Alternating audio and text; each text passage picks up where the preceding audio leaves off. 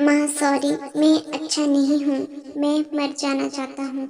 मुझे नहीं जीना है। मुझे माफ़ कर दो। मैं रिया। मेरे सामने 23 साल का मेरा बेटा युवान रो रहा था। मैं युवान के मुंह से ऐसे शब्द सुनकर सुन सी हो गई थी।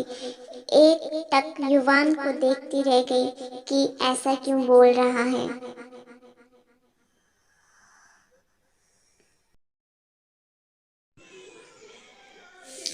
आज वो दिन याद आ रहे थे जब युवान स्कूल जाया करता था। युवान पढ़ने में बहुत ही अच्छा था और एक्स्ट्रा एक्टिविटीज़ में भी भाग लेता था। टीचर भी उसकी बहुत प्रशंसा करते थे और लोग भी ऐसा कहते थे, बेटा हो तो ऐसा। मुझे सभी के मुंह से ऐसी बातें सुनकर बहुत खुशी होती थी।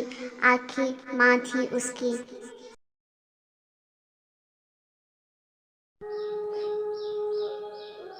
युवान एक सरल, शांत, खुशमिजाज और नरम दिल का था।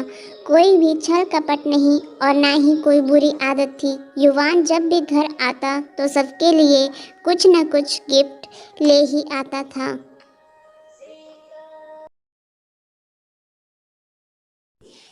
युवान की ट्रेनिंग खत्म होने के बाद नौकरी लग चुकी थी। वो शहर में रहता था। एक दिन फ़ोन की घंटी बजी। कहा कि आप युवान के घर से बोल रही हो। युवान की तबीयत खराब है, आप हॉस्पिटल आ जाइएगा। हम कुछ देर बाद हॉस्पिटल जा पहुँचे। हॉस्पिटल में पता चला कि युवान की हालत गंभीर बनी हुई है। युवान का बुखार ही नहीं उतर रहा था। कई दिन लगे युवान को ठीक होने में। उनको कोरोना हो गया था। इसी बीच कंपनी में घाटा हो रहा था और युवान की जॉब भी चली गई। युवान के ठीक होने के बाद हम घर आ गए। युवान अब अपने कमरे में अकेला ही रहता था। उसने सभी से बात करना भी कम कर दिया था। जॉब नहीं मिल रही थी क्योंकि उस समय कोरोना बहुत फैल रहा था। उसमें फ्रेशर को जॉब मिलना मुश्किल हो गया था। युवान बहुत ही गुस्से में और चिड़चिड़ा बना रहता था। उसे बात बात पर गुस्सा करना और अपने में ही सीमित होकर रहता था। जब हम युवान से बातें करते तो वह यही कहता था, प्लीज़ मुझे अकेला छोड़ दो, मैं अकेला रहना चाहता हूँ। युवान ऑनलाइन पैसे कमाने के बहुत से तरीके ढूंढता। वो कुछ गेम्स और ट्रेडिंग में पैसा कमाने लगा। युवान को गेम्स की आदत पड़ रही थी। उसको अब इसकी लत लग चुकी थी। युवान ने शुरुआत में छोटी छोटी रकम लगाई। वो जीत गया, बाद में वो हारता गया। ऐसे ही युवान का उसमें बहुत सा पैसा डूब चुका था, जिससे वह सदमे में आ गया। उससे अब वह लत छूट नहीं रही थी, जिसके कारण वह चिड़चिड़ा सा हो गया था और डिप्रेशन में चला गया।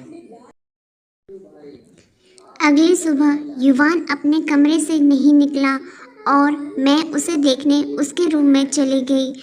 जब मैंने वहां देखा तो युवान बिस्तर पर लेटा हुआ था और उसकी आंखों से टप टप आंसू छलक रहे थे। रिया, क्या हुआ बेटा? युवान, माँ कुछ नहीं। मेरे बार बार पूछने पर उसने मुझे सारी बातें बताई। मुझे एक पल के लिए उसके ऊपर गुस्सा भी आया, पर मैंने उसकी मानसिक स्थिति को देखते हुए उसको प्यार से समझाया। मैं और मेरा परिवार युवान के साथ पूरा समय साथ साथ रहते और उसे घुमाने भी ले गए अपने साथ फैमिली ट्रिप पर, और उसकी काउंसलिंग भी की।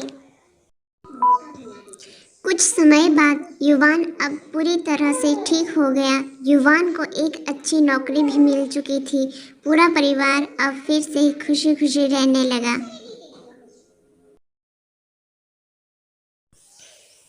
दोस्तों, हमें कोई भी फैसला बच्चों की मानसिक स्थिति को देखकर लेना चाहिए, ताकि वह कोई भी बड़ा कदम ना उठाएं, क्योंकि जब जान होती है तो हम बच्चों को भी समझा सकते हैं। इसलिए कहते हैं, जान है तो जहान है।